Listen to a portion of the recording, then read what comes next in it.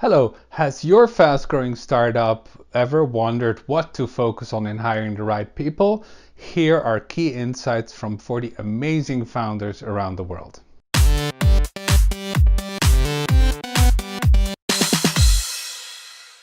Hello, my name is Roland Siebelink and I'm a coach and the CEO and founder of the Midstage Institute. We work exclusively with startups between 25 and 250 people, 5 million to 50 million in revenue to help them scale the mid-stage faster.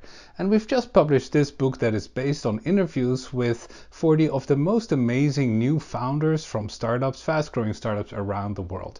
The first chapter is about hiring the right people. What do these founders focus on in actually making sure that they get the right people on board and the wrong people off board? Here are some key insights that you will find back in the book. First of all, it is actually a key concern after receiving funding. So this is something that came up time and time again in the interviews we did for the Midstage Startup Momentum podcast, that after they receive the first round of funding, they can now go beyond that circle of friends and actually start hiring in the open market. So there's a lot of concern about, am I making the right decisions? Am I actually getting the right people on board?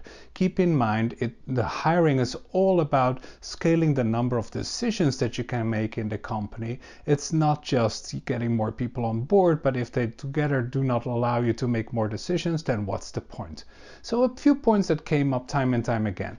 Startup energy over corporate entitlement. Really focus on the people that are self-starters, that are buying into the vision, that have a drive to succeed, and people that have that hunger, as Dennis Kaiser of Forecast was saying. That is something you really look for in the interview. The second is the right values over the right experience. So interview for the values of the company to make sure they fit your company. It does require explicit values that you have written down and that you can just share with them, not just hiring by gut feel, because that can often lead to a lack of diverse hiring. And finally, people that show a lot of energy and excitement over the experience. So experience in startups is actually undervalued in most cases because you are reinventing a business model. So what experience really is valuable and valid towards the company, unless you're already at the later stage of that mid stage. The third thing that comes up a lot is curious problem solvers, people who want to learn the industry, that do have a strong technical side, that are not afraid of technology even when they're outside of engineering, and that find a way to solve problems. The people that have hacked together many solutions in their previous lives just to fix something that they feel is broken.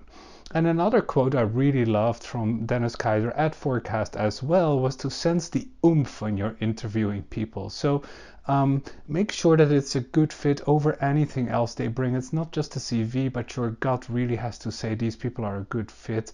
They have to have something that's standing out, the oomph, the X factor as some people call it, something that really attracts you to them as a potential employee. It's really hard to put your finger on, but it was surprising how often founders said that that is actually the one thing that they're looking for. The corollary of that is that generally they prefer to hire generalists before specialists. So only the right time when to start hiring specialists is when you are already about 100, 150 people, where specialists can start playing a bigger role. But until then, so many things are still undefined or open for a lot of change that generalists generally do a better job at being able to fit with whatever the company needs. You're looking for people that are relying on dog fooding. So as Subi Bedas was saying at CodeCoff, it is important that people are happy to also use the product itself and to learn from that, not just having to do everything with user research. And then, of course, as Melanie Meader at Redeem was saying, we can help mold the experience, but we cannot help mold the passion. So you really have to find the people that show passion first, and then the experience will actually come as they work more with the business model of the company. Three more points. One was that really select people that are looking for that startup grind and not just any job, right? So people that are just looking for a 9 to 5 or a 10 to 6 in the Bay Area, are not really the people that you want, especially when you're hiring early on. It is really tough to take on somebody who's only got experience from big corporate, as Larry Telly at Everywhere was saying. People have to specifically look for that startup grind. They have to be looking for something more than just a job, and have to feel happy about making their hands dirty and helping out with other things than your job. This is a little bit related to the pattern of generalists before specialists that I was talking about before.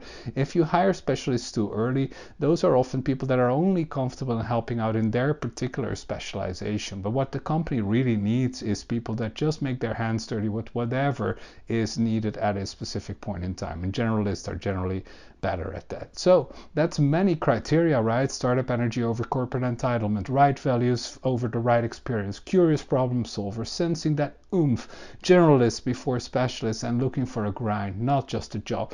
But there's something that really came out of the interview with Sebastiano Bertani at Tanasa in Milan. How long do you wait for perfect? Sometimes there's so many criteria that you can apply and always find something about a specific candidate. Everybody does have issues, of course, so it's not a matter of just filtering out so many that you never get to hire someone.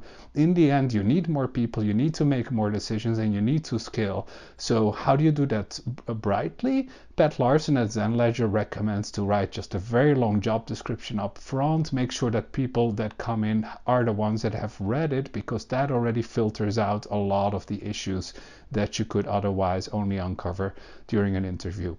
And then another point that Kevin Yu at WhereWorks made is, even if you can hire certain people on your team is always much bigger than just your hires. So think of building that extended family, not just the people that will report to you and that work for you full time. Not everyone can actually commit to you full time or commit to a startup salary with a lot of options for future rewards. Sometimes people will just be happier in a role as an advisor. And Kevin was saying that at WhereWorks they have relied tremendously on very powerful advisors, and think of them as an extended family. That's the one tip I want to leave you with.